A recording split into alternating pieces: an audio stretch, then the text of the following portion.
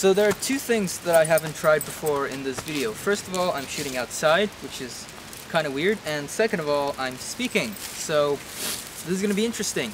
A few months ago, I bought two mics, a pair of mics. They're the same mics, and this is going to be a review and comparison of how they sound. So let's get going.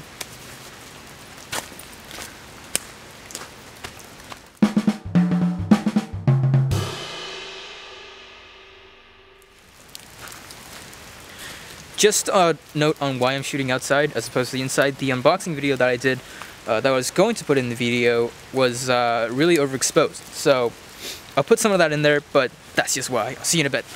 Right, so let's get to it.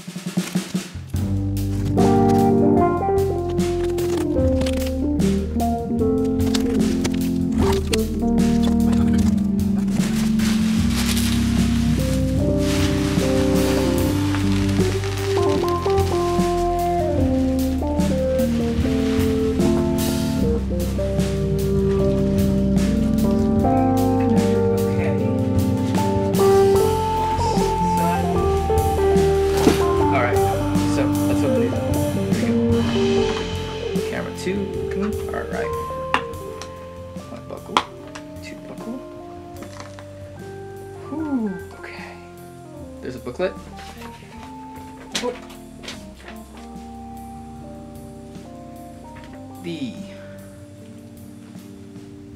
Is that gonna focus?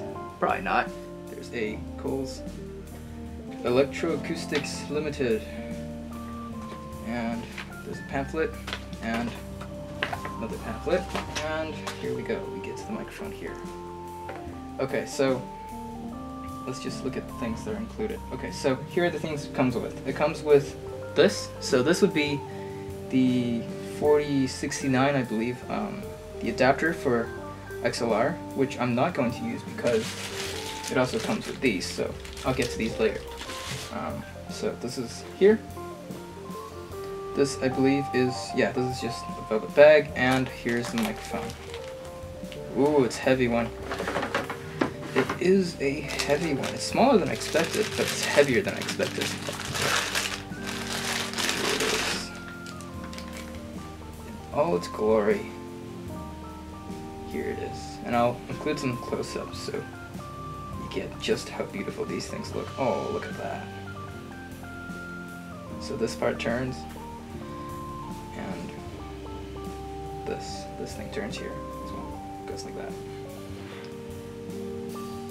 Oh yeah. Okay. Okay, so these microphones have an unconventional cable mount. Okay. This is an old form that was used by the BBC. Now that we have XLR mounts or connectors that connects to everything, these don't work anymore. That's what we need. That's what this is for here. This is the 4072 adapter for the microphone. And so this part connects to the microphone. This is a conventional XLR out, and this is a 3/8 stand adapter to mount on a stand.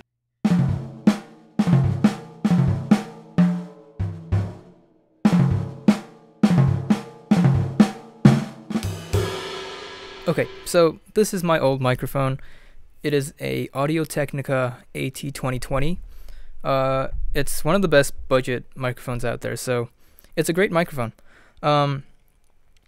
So things about this microphone. It is a cardioid condenser microphone. So cardioid meaning it picks up anything from in front of the microphone. So because it's pointed at me, it picks up anything from here towards my direction. It doesn't pick up much from behind the microphone at all. So that's the cardioid condenser. Condenser is a type of microphone that requires phantom power. So right now on the virtual mixer for my RME, which is called Total Mix, I have the phantom power, 48 volt phantom power on, and I have the gain set at 29 dB. So around 11 o'clock or 10:30, somewhere there, That's where the gain is at. The volume is pretty good, so that's what it is. And if you're curious, this is a pop filter. It's going to be used for the ribbon microphone that I'll use next.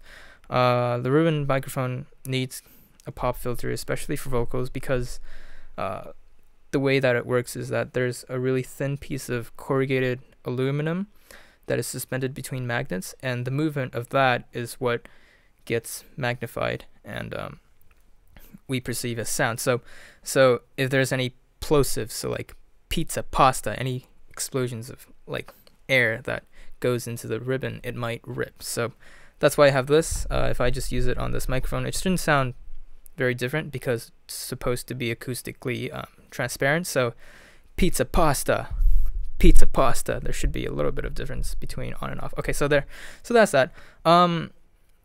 That's basically it for this microphone. I mean, the sound is okay. The highs are, you know, they're pretty prominent. It's pretty bright for a microphone. Compared to the ribbon microphone, it's a little bit harsh, but it's fine. It's for its price, it's really good. So yeah, that's the microphone. It's not really the start of the show for this video anyway. So yeah, that's that. And now let's go on to the new ribbon microphone, which is what I'm really excited about. So let's go.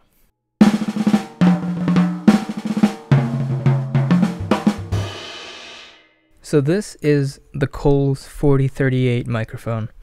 It was developed by the BBC back in the 1950s. I believe it was the year 1952 that this microphone came out, and it was designed to be a replacement for their old Marconi microphones. Those were incredibly chunky and big and heavy, and I think, yeah, they were really expensive too. So these were designed to be cheaper to replace, and they had a better frequency response as well. So frequency response would be, you know, how well the microphone picks up different sound frequencies. So yeah, this is a ribbon microphone. So being a ribbon microphone, it has a couple of key differences compared to something like the AT2020, which is a condenser microphone. So the first would be the sound characteristic. Now this microphone, as you can probably hear even through the YouTube compression, it sounds quite a bit different than how this sounded a while ago when I showed it. So as you can probably hear, there's less high end, but whatever high end there is, it's a lot smoother, and the lows and the mids are incredibly rich and really thick, and it just has that almost the voice of God kind of thing.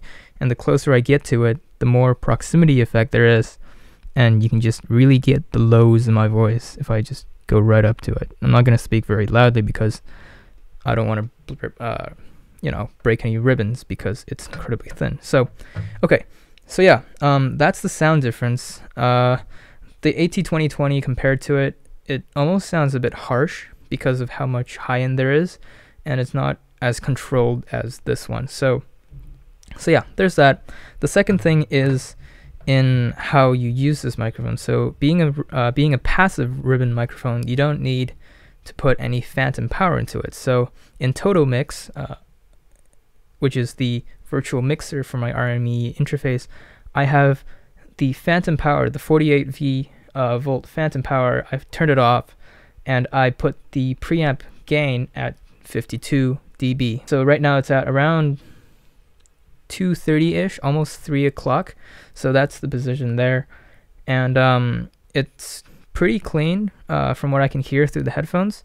So that's pretty cool. And the last thing about ribbon microphones is that with most ribbon microphones, I know there's the Beyerdynamics M160 and the AEA, the reproduction of the RCA cardioid ribbon. Those are cardioid, but this one, like most ribbon microphones, pick up sound in a figure of 8 pattern, which means they pick up equally the amount of sound that goes in from the front as does from the back.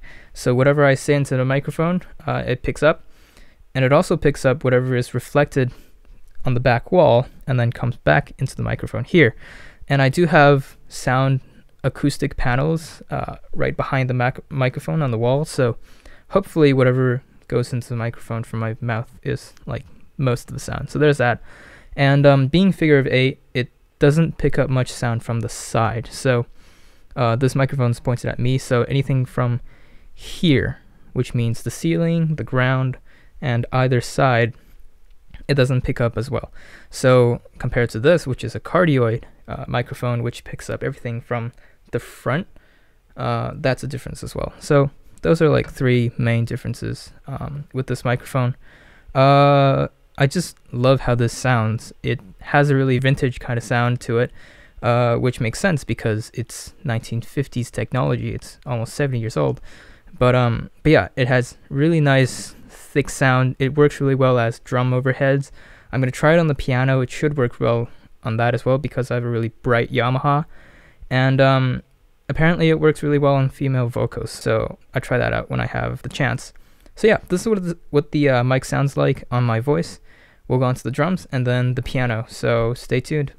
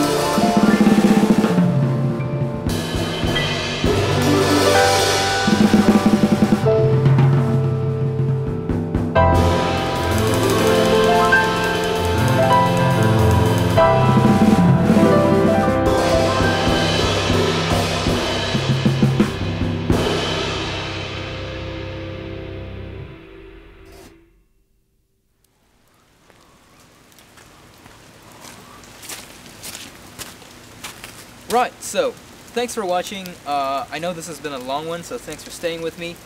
And yeah, I'll see you in the next one, whenever that's going to be, because I'm lazy.